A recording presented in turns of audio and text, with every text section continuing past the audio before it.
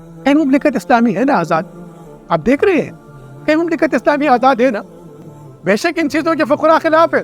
یہ ملک و وطن کی بھوت الگ الگ بنا کے رکھے ہوئے بتوں کی پجاری، بتوں کی پرستش کرائی جا رہی امت مسلمہ سے.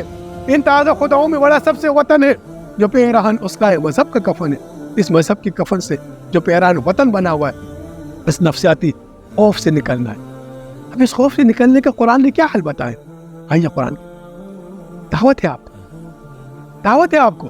آئیے انصاف کی طرف، عدل کی طرف، اللہ کی رحمتوں کی طرف، اللہ کی برکتوں کی طرف، اس نظام سے، اس قرآن سے جو جتنے بھی آج پولوشن ہے، جو ٹکراؤ کی پولوشن ہے. آپ نے دیکھے نا شہروں کی پولوشن کے بارے میں بین الاقوامی جو ادارے ہوتے وہ بولتے ہیں فلاں شہر اتنا زیادہ پولوشن ہے، فلاں شہر پولوشن زیادہ ہے. آج بین حسن قوم پوری امت مسلمہ میں پولوشن زیادہ ہے. اس تکفیر کے پولوشن سے، اس ٹکراؤ کے پولوشن سے، اس ایک دوسرے کے خلاف جو تہذیبوں کے ٹکراؤ جو یہود و نصارہ نے ہم پر مسلط کیا ہوا ہے، جو ہندوستان اکھنڈ بھارت کے لیے، جو اسرائیل وسیع اسرائیل کے لیے، جو اپنے کتب کے ذریعے امت مسلمہ کو آپس میں ٹکرا رہے ہیں، اس پولوشن سے نکلنے کا فقیر آپ کو دعوت ہے. آئیے قرآن کی طرف آئیے. آئیے اس فضاؤں کو متحر کریں، ان فضاؤں کو ہم اپنی اولاد کے لیے پاکیزہ کریں، اپنے سوچوں کو پاکیزہ کریں، ایک دوسرے کے خلاف دوسرے کے ساتھ برداشت پیدا کریں. اس ٹکراؤ سے نکلے، تشدد سے نکلے، جنونیت سے نکلے.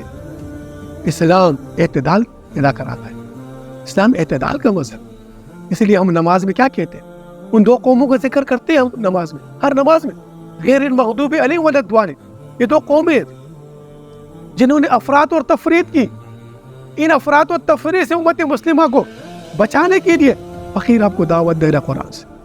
پاکستان کی فوج اور یہ پختون، یہ امام مہدی علیہ السلام کے لشکر کے سپاہی برادران اسلام، اس سازش کے تحت یہ پولوشن پیدا کی جا رہی ہے، یہ اویئرنیس پیدا کی جا رہی ہے. ان کے خلاف ذہنوں کو مفلوج کیا جا رہا ہے، ذہنوں کو معوف کیا جا رہا ہے، وہ ٹکراؤ پیدا کیا جائے. اس ٹکراؤ کو ٹھہراؤ کی طرف لے کے جائے.